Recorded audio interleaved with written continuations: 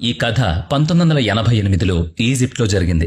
ఎడారి నుంచి వస్తున్నప్పుడు ఒక పెద్ద పెద్ద ఆకారాల్లో పడవ నిర్మాణాలు కనిపించాయి. అవి ఇటు ప్రజలనే కాదు, అటు సైంటిస్టులను కూడా గందరగోళానికి గురిచేశాయి. ఈజిప్ట్లో ఎప్పుడూ ఏదో ఒక పురాతన వస్తువు బయటపడుతూనే ఉంటుంది. దానిపై సైంటిస్టులు పరిశోధనలు చేస్తూ ఉంటారు. అయితే ఈసారి ఎడారిలో వాళ్ళకి కనిపించింది మామూలు వస్తువు కాదు. అందుకే వారిని మరింత ఆశ్చర్యపరిచింది. ఎందుకంటే పడవలు ఎక్కువగా ఎక్కడ మనకు కనిపిస్తాయి? చెరువులు, నదులు, సముద్రాలు, ఇలాంటి చోట మాత్రమే కదా. అటువంటిది ఎడారిలో ఇన్ని పడవలు ఒకే ప్రాంతంలో ఎలా వచ్చాయి? ఎవరు వీటిని ఇక్కడికి తీసుకొచ్చారు? అసలు అవి ఉపయోగించిన పడవలా లేక తయారు చేసి ఇక్కడే వదిలేశారా? ఈ డౌట్స్ అన్ని మనకు క్లియర్ అవ్వాలంటే ఈ వీడియోని ఇక్కడ స్కిప్ చేయకుండా పూర్తిగా చూడాలి. పదండి మరి. ఈ ప్రపంచంలో ఎన్నో నాగరికతలు వచ్చాయి, ఆ తర్వాత అంతరించిపోయాయి. అయితే ఒక 2 నాగరికతలు చాలా ఫేమస్. ఇప్పటికీ వాటి గురించి మనం ఏదో ఒక సందర్భంలో వింటూ ఉంటాం, చెప్పుకుంటాం. అందులో మొదటిది హరప్ప నాగరికత, ఇక రెండోది ఈజిప్షియన్ నాగరికత. ఈ రోజు ఈజిప్ట్కు సంబంధించిన ఒక మిస్టరీ గురించి చెప్పబోతున్నాను. నిజంగా ఆ మిస్టరీ ఏంటో మీకు తెలిస్తే మీరు ఆశ్చర్యపోతారు. అంతేకాకుండా మీకు ఈజిప్ట్ నాగరికత తెలియడం వల్ల కూడా మంచి నాలెడ్జ్ వస్తుంది. వెల్, ఇప్పుడు ఆ మిస్టరీ ఏంటో చూసేద్దాం. పడవలు, హెలికాప్టర్ల గురించి మీకు తెలుసా? ఇదేంటి, ఇదేమైనా గొప్ప విషయం ఏంటి? ఎవరికైనా వాటి గురించి తెలుస్తుంది అని మీరు అనుకుంటున్నారా? అవును, నిజమే, వీటి గురించి అందరికీ తెలుస్తుంది. కానీ ఇప్పుడు నేను చెప్పబోయేది ఈజిప్ట్లోని ఎడారిలో ఉన్న పడవల గురించి. ఎందుకంటే పెద్ద సంఖ్యలో పడవలు ఈజిప్ట్లో బయటపడ్డాయి కాబట్టి. అసలు ఇక్కడకు ఆ పడవలు ఎలా వచ్చాయి, ఎందుకు వచ్చాయి, అసలు ఇసుకలో పడవ అవసరం ఏంటి అని పురావస్తు శాస్త్రవేత్తలు కూడా ఆలోచనలో పడ్డారు. ఇంతకీ ఈ పడవలు ఎక్కడ బయటపడ్డాయంటే ఈజిప్ట్లోని కైరో నగరానికి 500 కిలోమీటర్ల దూరంలో ఉన్న ఐడో అనే ప్రాంతంలో బయటపడ్డాయి. జనరల్ గా ఈ ప్రాంతాన్ని ఈజిప్ట్లోని అతి పురాతన నగరంగా చెప్పుకుంటారు. ఈ ఊరికి మరొక వైపు నైలు నది కూడా ఉంది. అంటే ఒకవైపు నైలు నది, మరోవైపు ఎడారి ఉందన్నమాట. 1988లో ఈ ప్రాంతంలో ఒక భయంకరమైన తుఫాన్ వచ్చింది. నిజంగా మనం ఒకసారి చరిత్రలోకి వెళితే చాలా నాగరికతలకు ఈ తుఫాన్లు భారీ నష్టాన్ని కలిగించిన సందర్భాలు ఎన్నో ఉన్నాయి. అయితే ఇక్కడ ఈ తుఫాన్ కారణంగా ఈజిప్ట్ నాగరికతకు చెందిన కొన్ని పడవలు బయటపడ్డాయి. నిజంగా ఈజిప్ట్లో ఏ చిన్న వస్తువు బయటపడినా అది పురాతన ఈజిప్ట్ నాగరికతకు సంబంధించింది అయి ఉంటుంది. అయితే బయటపడిన ఈ నిర్మాణాలను ఆర్కియాలజిస్టులు చాలా క్లియర్గా పరిశోధనలు చేశారు. 2000వ సంవత్సరంలో ఇక్కడ పరిశోధనలు ప్రారంభమయ్యాయి. ఈ పరిశోధనలు వాళ్ళకి కొత్త కొత్త విషయాలు తెలిసాయి. అంతేకాకుండా ఆ విషయాలు తెలుసుకుని వారు షాక్ అయ్యారు. ఎందుకంటే ఈ నిర్మాణాల్లో ఒక పడవ దాదాపుగా 70 అడుగుల కంటే పెద్దగా ఉంది. ఇంత పెద్ద పడవను చూసిన తర్వాత పరిశోధకులు ఒకటే ఆలోచించారు, ఈ ఎడారిలో ఇంత పెద్ద పడవ పనేంటి? నిజమే కదా, మనకు అదే డౌట్ వచ్చింది కదా. పరిశోధకులు ఈ డౌట్ రాగానే వాటి గురించి ఇంకాస్త లోతుగా పరిశీలించడం మొదలుపెట్టారు. ఎందుకంటే పరిశోధనలు చేసిన ప్రతిసారి ఒక్కొక్క కొత్త విషయం బయటపడుతూనే ఉంది, రహస్యాలు బయటకొస్తూనే ఉన్నాయి. అందుకే పరిశోధకులు దీనిపై మరింత లోతుగా ఇంట్రాగేట్ చేశారు. సరే, ఇప్పుడు ఈ పడవల గురించి తెలుసుకుందాం. దాదాపుగా ఇక్కడ పరిశోధకులకు 14 పడవలు కనిపించాయి. ఇవన్నీ కూడా ఇసుకలో పాతిపెట్టున్నాయి. అలాగే బోట్లు కూడా చాలా ఉన్నాయి. ఇందులో ఒకటి చాలా పెద్దది, దీన్ని చెక్కతో తయారు చేశారు. ఇసుకలో పాతిపెట్టడం వల్ల చెదలు పట్టేశాయి. అలాగే ఈ పడవలు ఇసుకతో నిండిపోయున్నాయి. అందువల్లే వీటిని జాగ్రత్తగా బయటకు తీయలేకపోయారు. ఎందుకంటే ఒక పక్క చెద పట్టేయడం, మరో పక్క ఇసుకలో కూరుకుపోవడం. దీనివల్ల వాటిని బయటకు తీయడం చాలా కష్టమైంది. ఒకవేళ బలవంతంగా బయటకు లాగితే అవి పాడైపోయే ప్రమాదం ఉంది, ఆ స్ట్రక్చర్ పోతుంది. అందువల్ల వాటిని బయటకు తీయకుండానే పరిశోధనలు మొదలుపెట్టారు ఆర్కియాలజిస్టులు. మొదట పడవకు ఉపయోగించిన చెక్క ముక్కపై పరిశోధన చేశారు. అప్పుడు వాళ్ళకి తెలిసిందేంటంటే ఈ చెక్క 5000 ఏళ్ల నాటిదని. అంటే ఈ పడవ గిజా పిరమిడ్ల అత్యంత పురాతనమైంది. మొదట్లో ఈ బోటు గురించి పరిశోధన చేస్తున్నప్పుడు ఆర్కియాలజిస్టులకు ఏం అర్థం కాలేదు. ఇక వాళ్ళు 5000 ఏళ్ల నాటి చరిత్ర ఉన్న పుస్తకాలను చదివారు. ఆ తర్వాత వీళ్ళు సోనార్ టెక్నాలజీతో 3D మోడల్ను తయారు చేస్తారు. అప్పుడు వాళ్ళకి అర్థమైంది ఏంటంటే ఈ అత్యంత పెద్ద పడవలు దాదాపుగా 60 బోట్లున్నాయని. ఇవన్నీ కూడా 70 అడుగుల కంటే పొడవున్నవి. ఇది తెలుసుకున్న ఆర్కియాలజిస్టులు షాక్ అయిపోయారు. అవన్నీ చూసి వాళ్ళు ఆశ్చర్యపోయారు. ఇన్ని బోట్లు ఉన్న పడవ అసలు ఈ ఎడారిలో ఏం చేస్తుందో వాళ్ళకి అర్థం కాలేదు.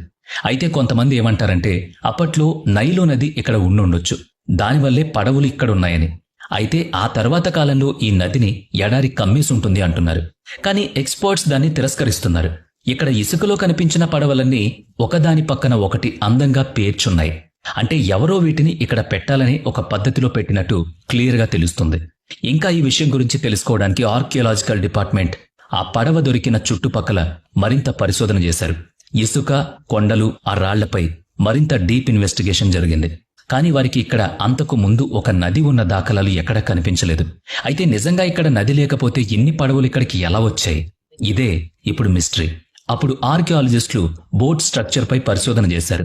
ఆ పరిశోధనల్లో ఈ బోట్ పై ఉన్న గుర్తులను బట్టి ఇది ఎవరో ఒక రాజుకు సంబంధించిందని తెలిసింది.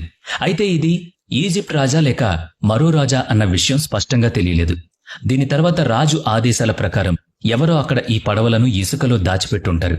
అయితే ఇలా ఎందుకు చేశారో ఎవరికీ తెలియదు. కానీ ఆర్కియాలజిస్టులు ఈ విషయం తెలుసుకునేందుకు ఆ చుట్టుపక్కల ప్రాంతాలను తవ్వారు. అప్పుడు వాళ్ళకు క్లూ దొరికింది. అక్కడ వారికి ఇటుక మట్టితో చేసిన ఒక నిర్మాణం కనిపించింది. ఇది చూసిన తర్వాత అధికారులు ఈ స్ట్రక్చర్ ఒక మతస్థుడిదని తేల్చారు. ఇక్కడ ఎవరినో పూజించి ఉన్నట్లు తెలుస్తోంది. కానీ ఎవర్ని అన్నది మాత్రం స్పష్టంగా తెలియడం లేదు. అయితే ఏదైనా దేవుణ్ణి పూజించి ఉంటే దానికి సంబంధించిన ఆనవాళ్లు ఎవరైనా అక్కడ ఉండి తీరాలి. కానీ లేవు. అయితే కొన్ని రకాల వంట వస్తువులు కనిపించాయి. అప్పుడు వాళ్ళు ఇక్కడ ఎవరో వాళ్ళ ప్రేయసిని బాగా పూజించి ఉంటారని భావించారు. వీరికి దొరికిన వంట వస్తువుల్లో కుండలు ఎక్కువగా ఉన్నాయి. పూజ కోసం ప్రసాదం చేసుకోవడానికి ఈ కుండలు ఉపయోగించుండొచ్చని అంచనా. అలాగే ఈ పడవల్లో కార్బన్ డేటింగ్ ని గుర్తించారు. ఇవన్నీ కూడా పురాతన కాలం నాటివేనని సైంటిస్టులు తేల్చారు. ఇలా ఎప్పటికప్పుడు ఇక్కడ కొత్త కొత్త విషయాలు బయటకొచ్చాయి. మరింతగా పరిశోధనలు జరిగాయి. ఈజిప్ట్ ప్రభుత్వం కూడా ఈ పరిశోధనలకు మరింత ఇంట్రెస్ట్ చూపించింది. ఆర్కియాలజిస్టులు ఈ బోట్లు దొరికిన ప్రాంతంలో ఒక చిన్న రాయిని కూడా వదలలేదు. ఈ పెద్ద పడవ ఉన్న ప్రాంతంలో 3 వైపులా ఇటుకలతో గోడలు నిర్మించారు. ఇలా ఎందుకు చేశారో ఆర్కియాలజిస్టులకు అర్థం కాలేదు. ఇలా 3 వైపులా ఇటుకలతో నిర్మించిన గోడ ఉంటే పై భాగంలో కూడా గతంలో ఉండేదేమో అని అనుకున్నారు. అందుకే ఆ విషయం తెలుసుకునేందుకు 3D ప్రింటింగ్తో దీని మోడల్ని తయారు చేశారు. అప్పుడు వాళ్లకు నిర్మాణ పై భాగంలో గోడలుండేవని, అయితే వీటిని ఇలా తయారు చేయడం వెనుక ఉన్న రహస్యం ఏంటో ఎవరికీ అర్థం కాలేదు. కానీ ఆ తరువాత ఆర్కియాలజిస్టుల పరిశోధనలో తేలిందేంటంటే అవి పడవల సమాధులని. ఈజిప్ట్లో ఎంతోమంది మమ్మీలను కప్పెట్టారు. ఈ ప్రాంతంలో ఈ పడవల్లో శవాలను దాచిపెట్టుండొచ్చు. చెక్కతో పడవలు తయారు చేసి వాటిపైన అందమైన డిజైన్లు వేసి ఒక వైట్ కలర్ సున్నపు రాయితో అతికించారు. అందులో శవాలు పెట్టారు. అయితే సూర్యకాంతిలో ఈ పడవల పైభాగం భలే అందంగా కనిపించేది.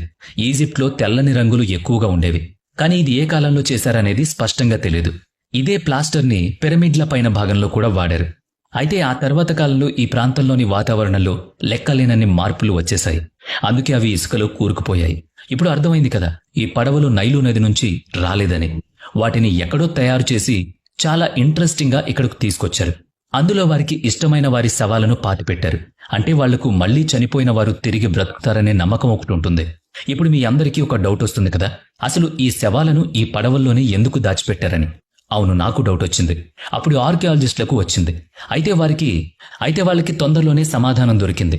ఆర్కియాలజిస్టులు ఈ పడవల చుట్టుపక్కల ప్రాంతాల్లోని సమాధులను, అలాగే ఈజిప్ట్ ప్రాంతంలోని సమాధులపై పరిశోధన చేశారు. అప్పుడు వారికి తెలిసిందేంటంటే ఈ ఎడారికి దగ్గరలో ఉన్న రాజు చనిపోయి ఉంటాడు. ఇలా రాజు చనిపోవడంతో అతని దగ్గర పనిచేసిన వాళ్ళు కూడా చనిపోయి ఉంటారు. అందులో ఒక పెద్ద పడవలో రాజుని, ఆ తర్వాత చిన్న చిన్న పడవల్లో తమ సహాయకులను పాతిపెట్టి ఉంటారని వాళ్ళు గెస్ చేశారు. ఎందుకంటే పురాణాలు రాజు చనిపోయిన తర్వాత ఒక్కడే పైకి వెళ్లకూడదని, తనతో అప్పటి వరకు పనిచేసిన వాళ్లను కూడా పాతి పెట్టేవారట. ఒకవేళ ఇక్కడ ఉండే రాజ్యంలో కూడా అదే నమ్మితే సరిగా ఇక్కడ కూడా అదే జరుగుంటుంది. అంతేకాకుండా ఈ పడవలపై ఉన్న బొమ్మలు కూడా ఏదో రాజవంశానికి చెందినవిగా ఉన్నాయి. శవాలను దాచిపెట్టే విధానం ఈజిప్ట్లోనే ఎక్కువగా కనిపిస్తుంది. అందులోనూ రాజుల శవాలనైతే మరీ జాగ్రత్తగా దాచిపెడతారు. ఆ తర్వాత కాలంలో ఈ శవాలున్న చోట బంగారం, నిధులు దొరుకుతాయని చాలా సమాధులను తవ్వేశారు. అయితే ఇలాంటి తవ్వకపు దొంగలకు ఈ పడవల గురించి తెలియదు కాబోలు. అందుకే ఇవి ఇంత భద్రంగా ఆర్కియాలజీ